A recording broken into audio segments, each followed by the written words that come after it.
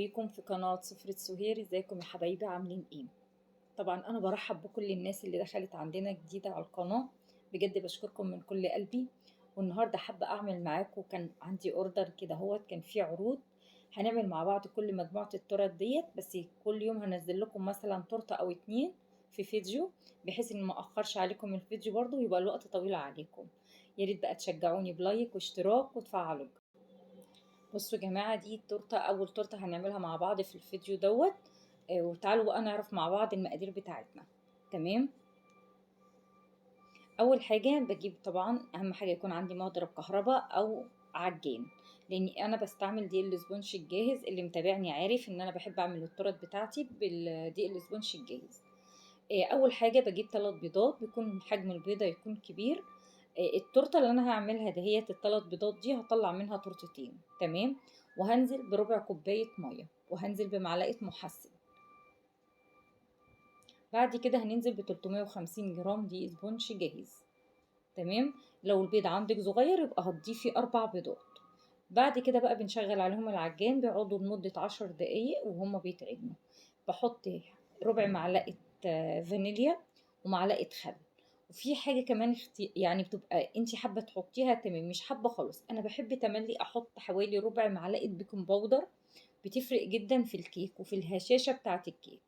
تمام. بشغل العجان، الدقيق الاسبونش اللي عندي ده دقيق فانيليا، وانا في الاخر بضيف له كاكاو، لاني انا عايزه اخد جزء منه بالفانيليا والجزء التاني هاخده بالشوكولاته. تمام.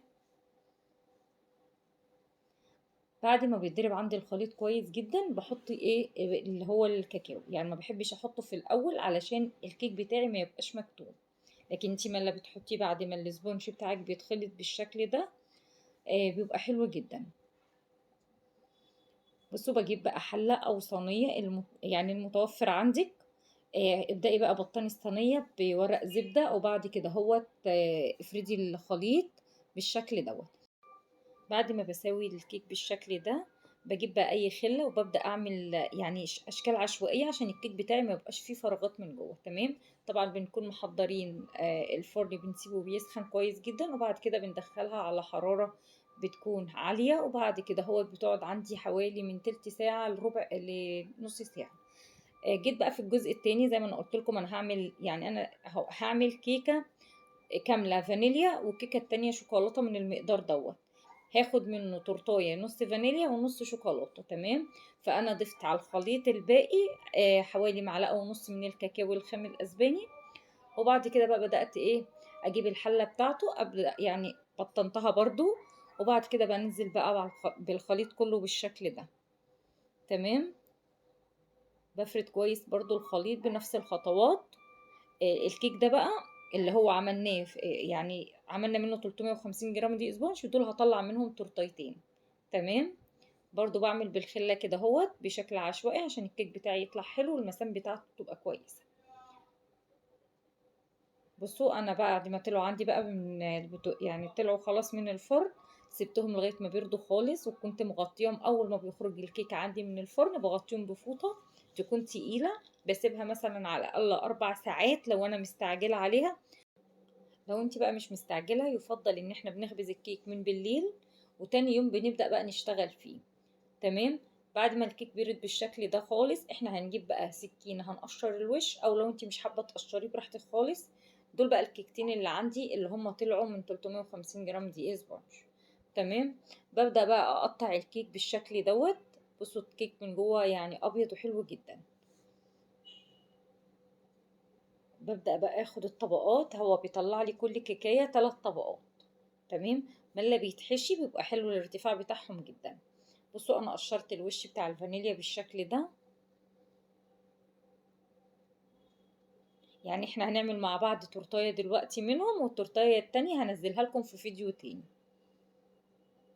يا ريت بقى تكملي معايا الفيديو لغاية الاخر، عشان احنا كمان هنقول سعر البيع وهنشرح كل حاجة بالتفصيل في الفيديو، عشان في ناس كتير بتحب تعمل المشروع ده من البيت.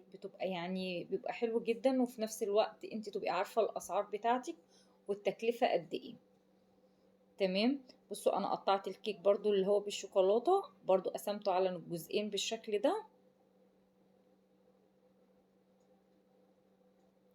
ادتني 3 طبقات زي ما احنا شايفين، السمك بتاعهم حلو جدا. بعد كده بقى هنجيب قاعدة بالشكل دوت. اهم حاجة نبدأ نثبت الكيك بتاعنا على الكريمة بالشكل ده. تمام. وبعد كده جبت بقى اللي هو الشربات او جناش. انا خففت الجناش الاول.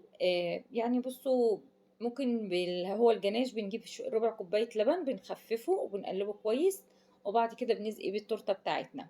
واللي بالفانيليا بنجيب مثلا شربات، بنبقى حاطين مثلا كوباية مية على نص مثلا كوباية سكر، وبنبدأ نسقي الكيك بتاعنا. بيغلوا مثلا لمدة 5 دقايق على البوتاجاز، وبعد كده بنطفي عليهم، بنسيبهم لغاية ما يبردوا. اما الجناش بقى احنا ممكن نعمله برضو، يعني هقول لكم المقادير بتاعته، هو سهل جدا مفيش اي حاجه. احنا بنجيب حوالي ربع كيلو شوكولاته خام، وبنحط مثلا في حله هنجيب مثلا ربع كوبايه ميه او ربع كوبايه لبن اللي يعجبك. بعد كده بننزل عليها بمعلقه كريمه تكون كبيره.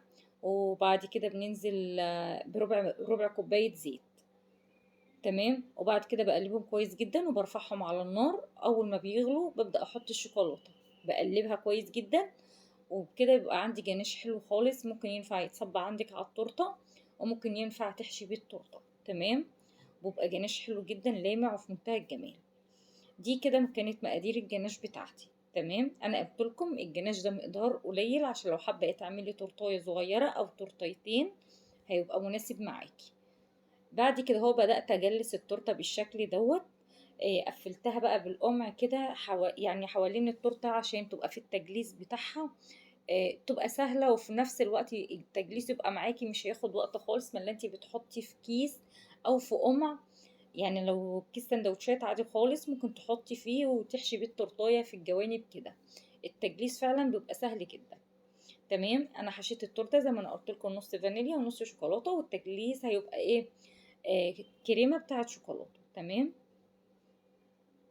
التورته يعني الكريمه هقول لكم برضو المقادير بتاعتها، بحيث لو انت حابه تعملي تورته مفيش اي حاجه توقفك، ومفيش اي حاجه ان انت تبقى فاتتك في الفيديو. انا بجيب الكريمه، بجيب كوبايه كريم شانتيه خام. وتملي بحب استعمل المتحده. طبعا هي بترمي اكتر وكطعما برضو حلو. تمام. فبجيب كوبايه كريم شانتيه خام، بنزل عليها بكوبايه ميه ساقعه فيها قطع من التلج. وبعد كده بجيب مثلا معلقه لبن بودر، او اللي هي الكريمه الباستري، اللي يعجبك واللي يكون متاح عندك، بنطعم بيها. لو انت ما عندكيش اللبن اللي هو البودر، تمام. حابه ان انت تلغي برضو اللي هو الكريمه الباستري، تمام، اللي يريحك خالص.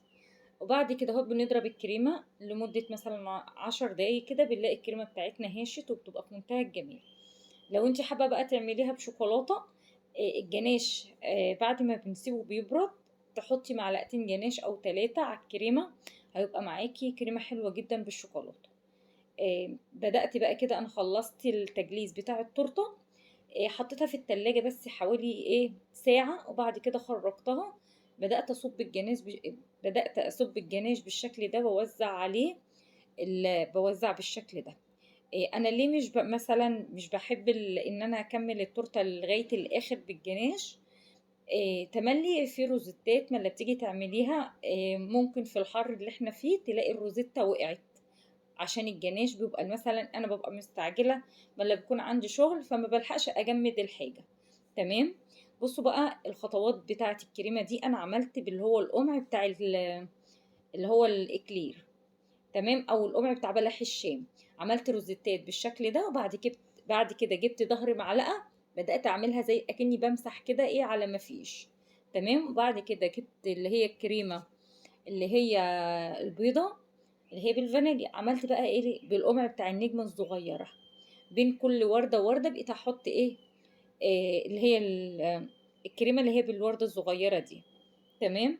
بعد كده بقى حبيت اعمل دريبات تدي شكل معايا بين الوردات دي.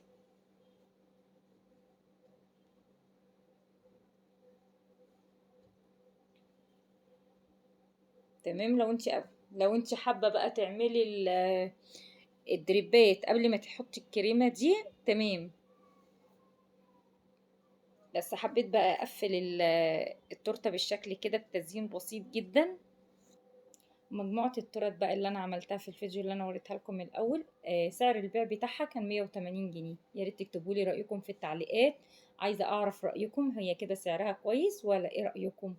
لو عجبك الفيديو ما تنسيش تشجعني بلايك واشتراك وتفعل الجرس. استنوني الفيديو القادم. باي باي.